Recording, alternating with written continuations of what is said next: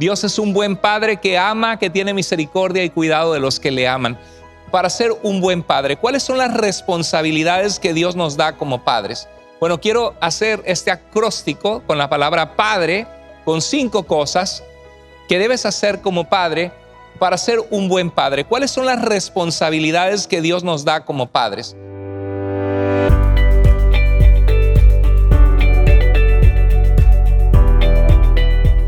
Amén. Iglesia, puede tomar asiento. Que Dios les bendiga. Qué gusto poder estar juntos celebrando a nuestro Dios en este día especial.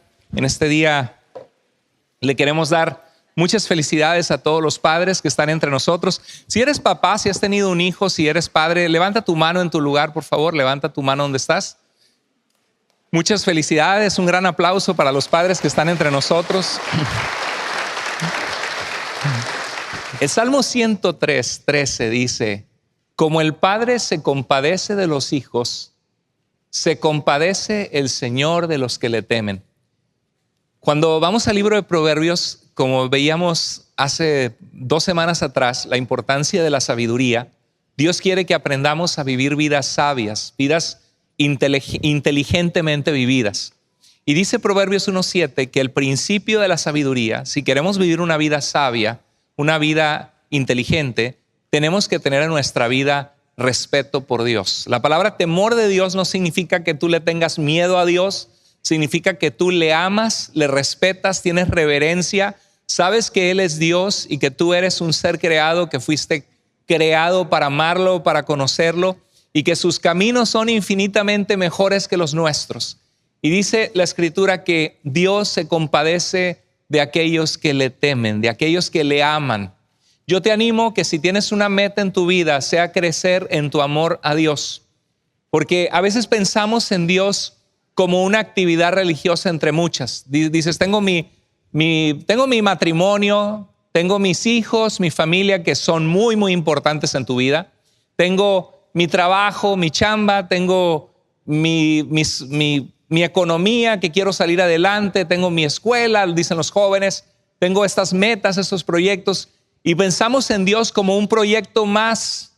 Pero si nos ponemos a pensar que Dios es el que sustenta nuestra vida, el que dio el hálito, el aliento de vida y creó tu espíritu para que tú existieras, Dios es el que te formó. En el Salmo 139 habla de cómo Dios entretejió nuestro cuerpo en las entrañas de nuestra madre, que Dios creó la vida para producirse y dio ese hálito de vida. Tú no existirías, ninguno de nosotros estaría aquí si no fuera porque Dios pensó en ti.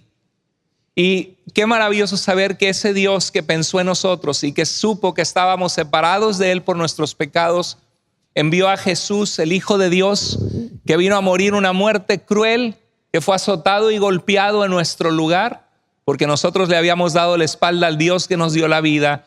Y Jesús, como verdaderamente siendo Dios y verdaderamente hombre, murió en la cruz por nosotros para que tengamos vida en abundancia. Ese es el amor que Dios tiene por ti.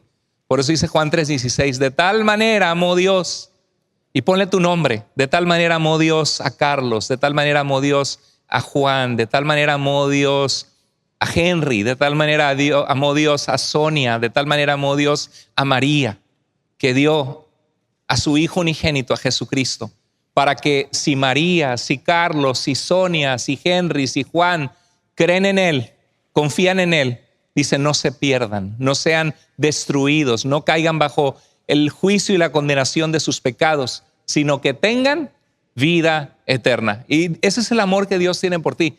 Y este pasaje, el Salmo 103, el salmista recuerda probablemente en su vida, en medio de los fracasos, de las luchas, se acuerda de la bondad de Dios, de que aunque la vida es injusta, que hay situaciones que no entendemos por qué sucedieron, por qué Dios las permite, o consecuencias de nuestros pecados, dice, como el Padre se compadece. ¿Sabes lo que es que Dios se compadece? Que Dios te ama y tiene compasión por ti. Se compadece de los hijos, se compadece el Señor. Dice, como un padre se compadece de sus hijos y los ama. Cuando tus hijos se caen, corres para ayudarlos, tienes compasión de ellos, quieres que estén bien. Dice que así se compadece el Señor como un padre de los que le temen. Dios es un buen padre que ama, que tiene misericordia y cuidado de los que le aman. El Día del Padre es un día que tiene emociones encontradas, porque por un lado hay algunos que están muy lejos de su papá y quisieran darle un abrazo, verlo, darle las gracias por lo que hizo por ellos. Algunos tuvieron muy buenos papás. Es raro que haya un papá perfecto, ¿eh? Todos los padres la regamos. Todos los padres tenemos áreas que ser transformados por Cristo. ¿Cuántos de nosotros estamos conscientes de eso? Todos. El Señor está trabajando en nosotros. Pero cuando hay personas que tuvieron un mal papá, un papá violento, un papá que estaba cautivado en las adicciones, en el pecado, que abusaba de la familia o de la mamá, hay sentimientos donde dices que no, para mí el Día del Padre no es un día bonito, es un día que me acuerdo de malos recuerdos. Yo no puedo recordar a mi papá con amor, algunos piensan así. Y está comprobado al poder entrevistar a muchas personas y personas que trabajan en consejería, que a veces tenemos una imagen distorsionada nosotros de Dios. Porque estamos leyendo un libro en el grupo de facilitadores que habla de ser un cristiano que es emocionalmente sano. Y lo escribe un pastor y habla de cómo tener emociones sanas, que reconocemos nuestros defectos, que sabemos pedir perdón, que nuestro valor no depende de lo que hacemos o dejamos de hacer, sino de que somos amados por Dios. Habla también de saber pedir perdón, de ser humildes, y habla de también tener una espiritualidad ferviente y sincera, donde desarrollamos disciplinas espirituales y amamos a Dios.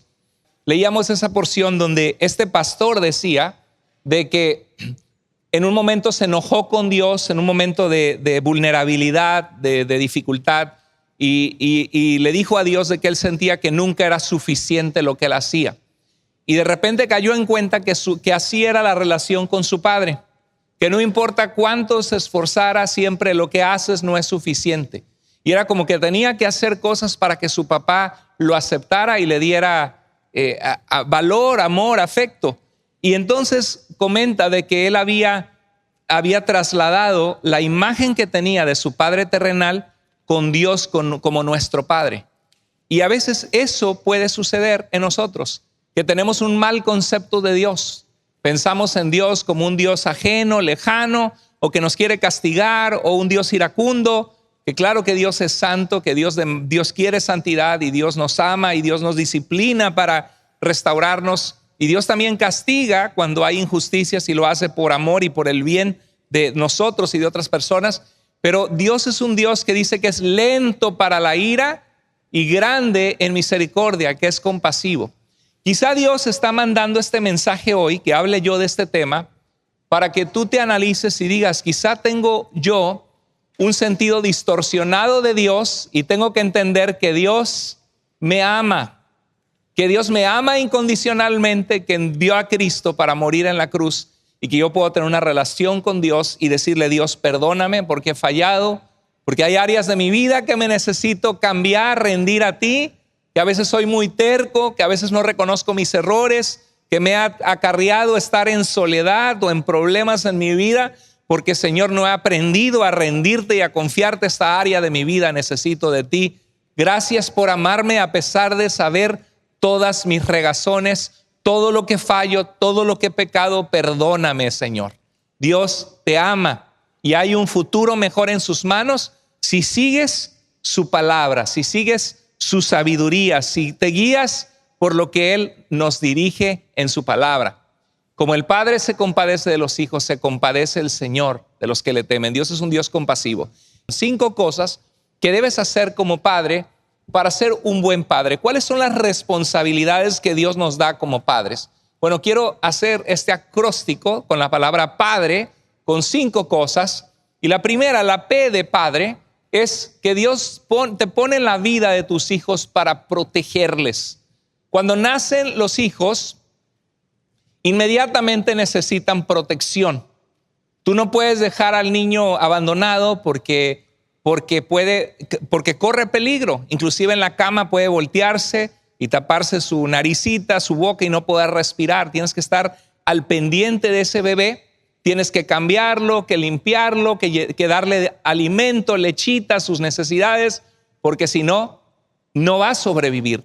Y a medida que crecen van siendo más independientes, pero como no controlan, no tienen la madurez de saber cuál es el peligro, juegan con 2 rayitas que hay ahí en la pared, unas rayitas que donde mamá y papá conectan lámparas y celulares, y no saben cuáles son esas 2 rayitas y se ve divertido meter el dedito ahí, ¿no? Y tienes que cuidar que no se les dé un choque eléctrico. Luego salen corriendo a la calle, no saben si vienen carros o no, ni siquiera voltean a la derecha y a la izquierda, y puede venir un carro y los puede atropellar. Empieza una labor de cuidarlos. Yo quiero animarte, yo sé que es cansado porque tú también tienes tu vida, tú también tienes cosas que hacer, tienes que vivir, pero Dios te puso en la vida de tus hijos para, ¿qué cosa? ¿Qué tienes que hacer con tus hijos? Protegerlos. Dios te puso para proteger la vida de tus hijos. Bueno, proteger significa cuidar, defender, resguardar a alguien para evitarle un daño. Ahora, es cierto que cuando los hijos cometen errores, aprenden de los errores. Cuando un niño se cae, llora y se raspa y se sangra y viene llorando y corriendo a mamá y a papá, ¿verdad? A veces Dios también en nuestras vidas nos permite ese crecimiento donde nos salimos de su voluntad y hacemos cosas que no debemos y pecamos contra Dios y buscamos malas compañías, tomamos malas decisiones y nos raspamos en la vida, y los pecados en la vida duelen, te raspan, te duelen, hay consecuencias y es parte del crecimiento. El niño dice, no, ya la próxima vez tengo que cuidar y correr, pero aún así su mente no es suficientemente madura. Se cruza la calle y viene un carro y tú dices, no, antes de cruzar tienes que estarlos cuidando, ¿verdad? Y hay depredadores. Estás en público, alguno ha perdido de vista a su hijo por 1 minuto, por 30 segundos, y cómo se te va el corazón hasta el suelo. Dices, ¿dónde está? Y rápido. Me acuerdo en una ocasión en una biblioteca, estábamos mi esposa y yo en un evento grande, estaba Andrea chiquita, nos descuidamos por 1 minuto hablando con alguien, les invitamos a la iglesia, hablaban español. La importancia, no, es muy importante, ojalá algún día nos visiten. Y aquí estaba nuestra chiquita. De repente volteo, no está, y mi esposa voltea, no está, está. Y empezamos a correr por toda la biblioteca, a gritarle, no la encontrábamos. Por 2 minutos se nos salió el corazón. Nos imaginábamos que ya se la habían robado, que no la íbamos a volver a ver. Algo terrible, ¿no? Porque existe ese sentido que Dios pone en nosotros de cuidar de ellos. El problema es que vivimos en una época donde ahorita los adolescentes, los niños y adolescentes, ya se los he dicho y lo voy a seguir repitiendo, pasan un promedio de 7 horas y media diarias, más que el tiempo en la escuela, pegados a un celular, ¿sí? Y a veces como padres estamos muy atrasados en que no sabemos cómo checar lo que nuestros hijos hacen. O ir a la tienda de T-Mobile, de Movistar, donde quiera que tengas, y dile, a ver, enséñeme, ¿cómo le hago? Si le doy un celular a mi hijo para que esté pendiente, ¿cómo le hago para ponerle un filtro, para saber? Y tú sabías que hay aplicaciones que bajas y le pones a tu hijo, Google bloqueado, TikTok bloqueado, ¿sí? Snapchat bloqueado. Tú le bloqueas lo que tú quieras. Y si le das permiso por ciertos minutos y ves qué es lo que están haciendo, en qué conversaciones están haciendo, porque esto se vuelve adictivo hasta para nosotros como adultos, ¿sí? Y luego les dices, vamos a la iglesia, ay, no quiero, me da flojera. Y no pueden aguantar 2 horas en la iglesia cuando estuvieron 7 horas y media todos los días en este aparato.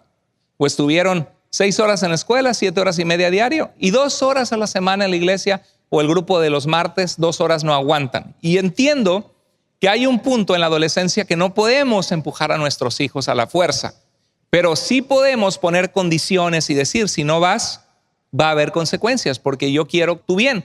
Es como si te dicen, no me quiero lavar los dientes. Ah, está bien, hijo, no se lave los dientes. Y pasan semanas, meses, no se lava los dientes, se le van a podrir. O si dice, no quiero ir a la escuela, está bien, hija, no vaya. Pero cuando a veces se trata de la iglesia, no somos insistentes. Nosotros mismos, yo como pastor, he luchado en momentos que mis hijos dicen, no quiero ir a la iglesia. Espérate, yo soy el pastor. Sí, pero ellos no tienen la culpa de ser los hijos del pastor. Ellos son niños, igual que tus hijos, también son mis hijos.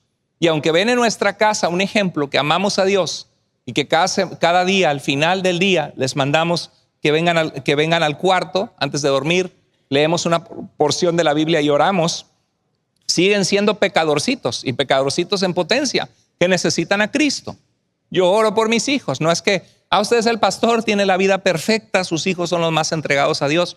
No necesariamente. En la casa modelamos una vida entregada a Dios, pero tenemos una lucha. ¿Cuántos de ustedes se identifican y están en la lucha también? ¿O estoy yo solo? ¿Sí? Estamos en esa lucha todos nosotros, ¿sí? Entonces hay que pedirle al Señor sabiduría. Mira lo que dice 2 Corintios 12:14. Voy a visitarlos, decía Pablo a los corintios, por tercera vez y no les seré una carga. ¿Saben por qué iba a visitarlos Pablo? ¿Sabes quién le habló de Cristo a los corintios? ¿Sabes quién le llevó el evangelio en Hechos capítulo 18?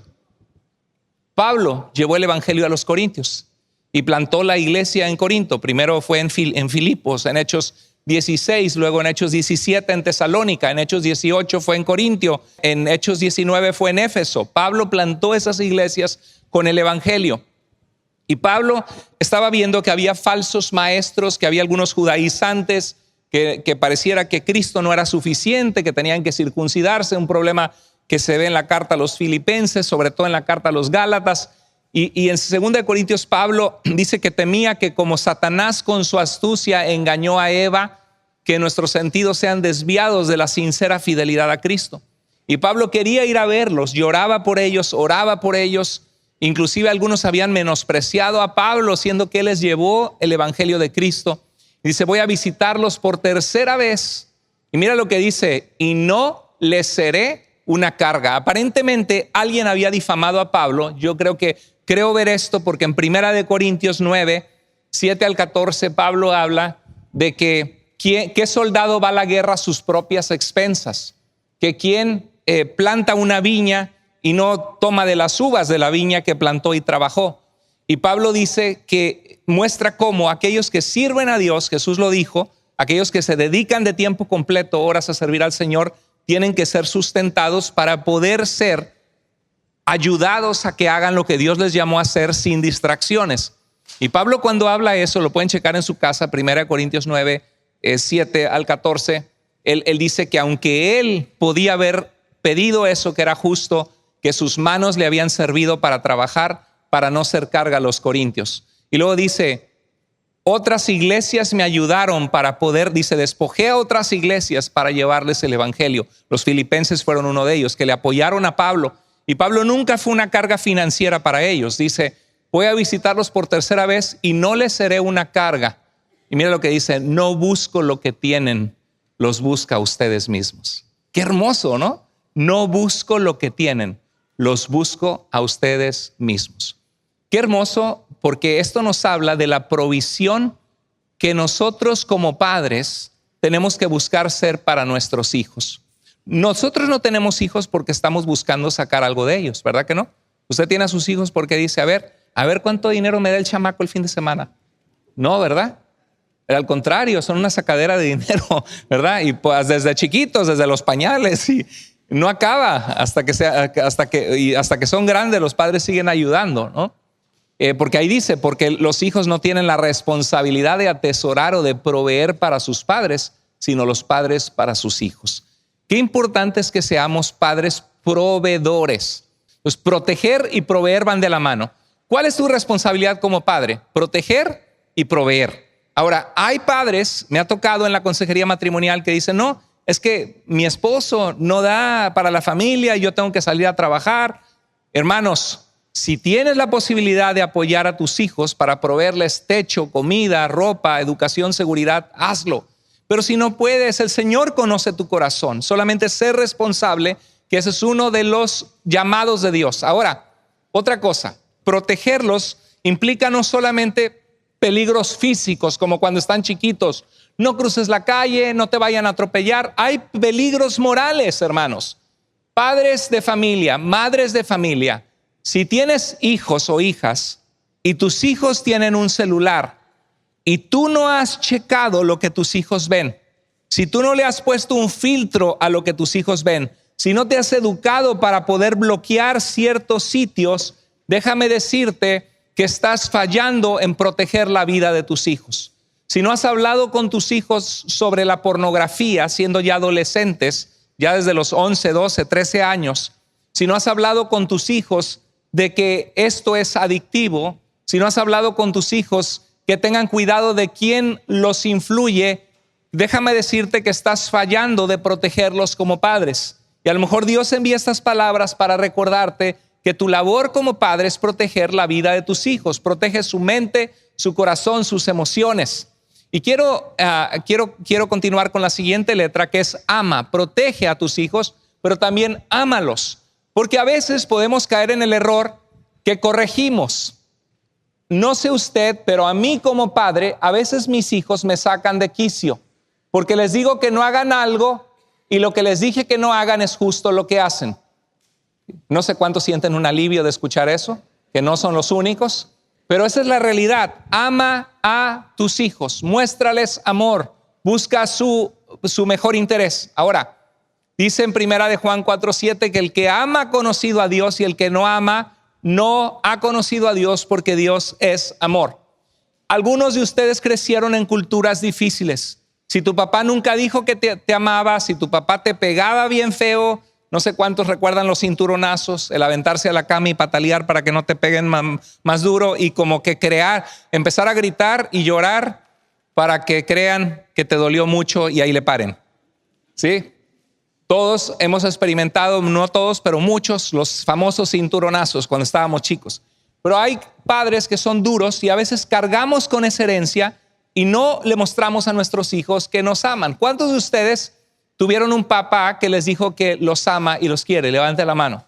¿Cuántos de ustedes hizo una diferencia grande eso? Levante la mano.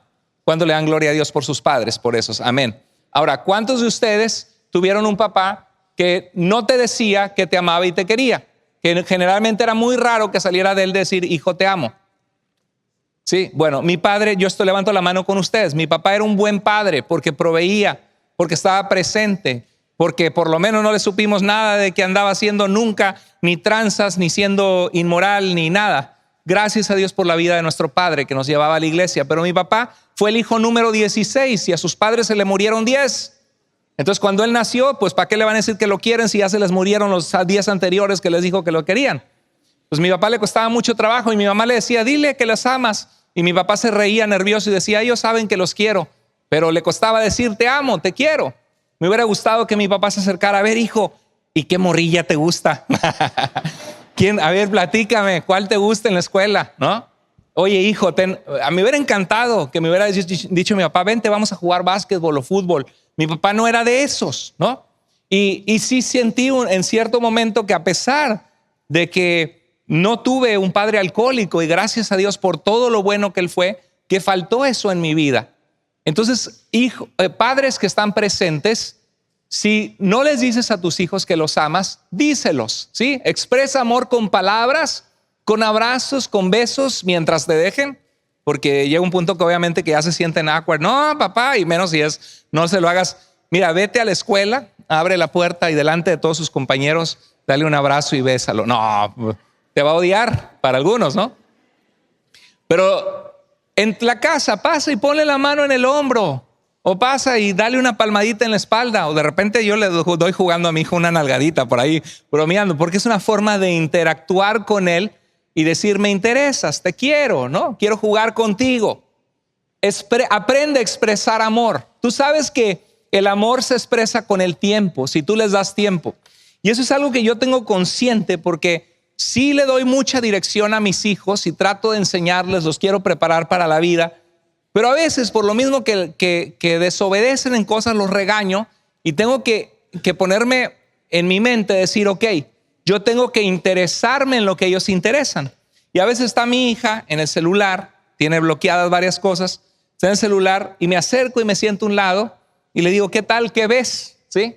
No, pues que esta persona o esta cantante, y de repente le gustan cantantes que no son cristianas. Pastor, la hija del pastor, no es posible. Es una joven, ¿sí?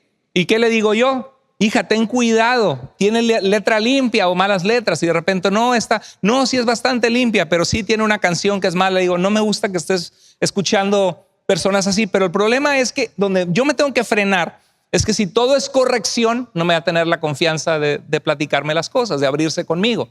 Y me acuerdo de un hermano en Cristo muy querido, que él estuvo en prisión en México, en la prisión vino a Cristo y es un hombre de Dios hoy, fue uno de mis alumnos en el seminario que estuve hecho en Portland.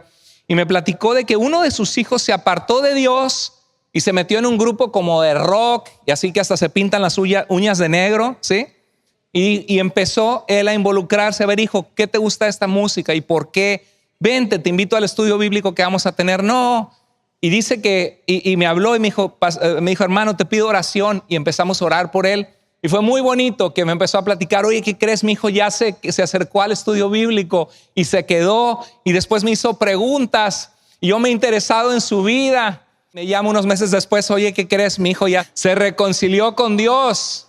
Y me dijo el hermano, ahorita está entregado al Señor, está otra vez con amor por las cosas de Dios, estaba escuchando música cristiana. Pero ¿sabes qué me di cuenta? Me dice, hermano Carlos. Le digo, ¿qué?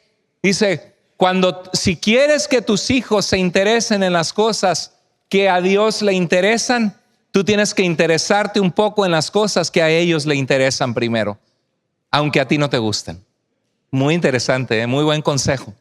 Entonces hay que dedicarles tiempo, pero también hay que darles disciplina. Hijo, tú tienes que tener responsabilidades en la casa. Como familia venimos a la iglesia los domingos porque es parte de, así como vas a la escuela, así como te pedimos ahí. ¿Cuántos de ustedes le tienen que recordar a los hijos pequeños que se laven los dientes todo el tiempo? Lávate los dientes todo el tiempo, sí, ¿verdad? Tenemos que estar atrás de ellos porque naturalmente no hacen lo correcto. Y ¿sabes qué? Así hay que hablar con los hijos. Lee la Biblia, hijo, busca a Dios. Protege, ama, pero también tienes que dirigir a tus hijos así como una flecha. Dirige a tus hijos. Mira lo que dice el Salmo 127. Los hijos son un regalo del Señor, como flechas en manos de un guerrero. Así son los hijos en la juventud. ¿Cuántos de ustedes están intencionalmente dando dirección a sus hijos? Quiero animarte a que des dirección a la vida de tus hijos, porque tus hijos necesitan ser dirigidos. Si no los diriges tú, ¿sabes quién los está dirigiendo? El mundo, los influencers, los compañeros de clase. Ellos son los que los están influyendo. Dales dirección, diles el rumbo por donde ir, avísale los baches a evitar, diles de los caminos sin salida, que se cuiden de vaping. ¿Cuántos de ustedes se han enterado que en la escuela de sus hijos están haciendo vaping, fumando los cigarros electrónicos? ¿Sí? Ten por seguro que a tus hijos y a mis hijos en la escuela les van a ofrecer, o ya les ofrecieron, o ya probaron vaping, ¿sí? Para ver qué se siente. Algunos de nuestros hijos ya les han ofrecido marihuana y tú ni en cuenta. Ay, es que mi hijo es tan buen muchacho, ¿verdad? Tan buen muchacho, si lo viera. Y no te lo imaginas ahí, escondidito, ¿sí? Por la presión de la gente de alrededor. I want to know what it feels, ¿verdad? Y ahí caen en la garra del diablo muchas veces. Dice el Proverbios 3, hijo mío, guarda la ley de Dios y el consejo. Qué importante como padre que les demos consejo. Así andarás confiado en tu camino y tus pies nunca tropezarán. ¿Cuántos de nosotros queremos que nuestros hijos vivan una vida confiada en Dios, que nunca tropiezan, que encuentran a la pareja correcta, que hacen las cosas bien, que tienen una familia plena, que van a amar a sus hijos y criarlos en el amor de Dios, que no van a estar pasando por divorcios y por pleitos, que no van a estar pasando por caer en baches de depresión y de drogas? ¿Cuántos queremos eso para nuestros hijos? Amén. Entonces necesitamos orar, doblar rodillas por ellos. Necesitamos no dejar de enseñarles la verdad. Necesitamos no dejar de guiarles y de hablar con ellos y de conectarnos con ellos. Dar dirección implica consejos sabios. Otro punto, el penúltimo, es repara. ¿Sabes por qué tenemos que reparar la relación con nuestros hijos? ¿Por qué crees? Porque nosotros también somos pecadorcitos y a veces pecadorzotes. Porque nosotros también la regamos, porque nosotros también fallamos. ¿Cuántos de nosotros le hemos regado con nuestros hijos en un momento que dijimos algo que no debíamos, que nos enojamos? Entonces, ¿qué tenemos que hacer, iglesia, familia? ¿Qué tenemos que hacer? Pedir perdón. Pedirles, hijo, perdón, la regué, la forma que te respondí no estuvo bien. Tenemos que reparar la relación. Dice, padres, no provoquen enojo a sus hijos, sino críanlos ¿cómo? Con la disciplina y la instrucción del Señor. Porque todos ofendemos, dice Santiago, muchas veces. Si alguno no ofende en palabra, este es un hombre perfecto. Y Santiago 5:16 que dice, confiésense sus ofensas unos a otros y oren unos por otros para que sean sanados. ¿Cuántos de ustedes sienten que ese pasaje de Santiago 5:16 quizá es algo que necesitas en tu matrimonio o con tus hijos ahorita mismo? ¿Sabes qué pasa? Que a veces nos hacemos tercos y necios y no reconocemos nuestras ofensas. y la familia empieza a sufrir. La relación matrimonial empieza a sufrir. La relación con tus hijos empieza a sufrir solo por el cochino orgullo, porque no reconoce cada quien lo que falló. ¿Tú crees que Dios quiere eso para nosotros? ¿Qué dice Jesús? Aprendan de mí que soy manso y humilde de corazón. ¿Y qué dice Cristo? Y hallarán descanso para sus almas. ¿Y en dónde se encuentra ese descanso? En seguir a Cristo, en llenarnos de Él, en confesar nuestras ofensas. Por último, protege, ama, dirige, repara la relación cuando la riegues y enséñales la palabra de Dios.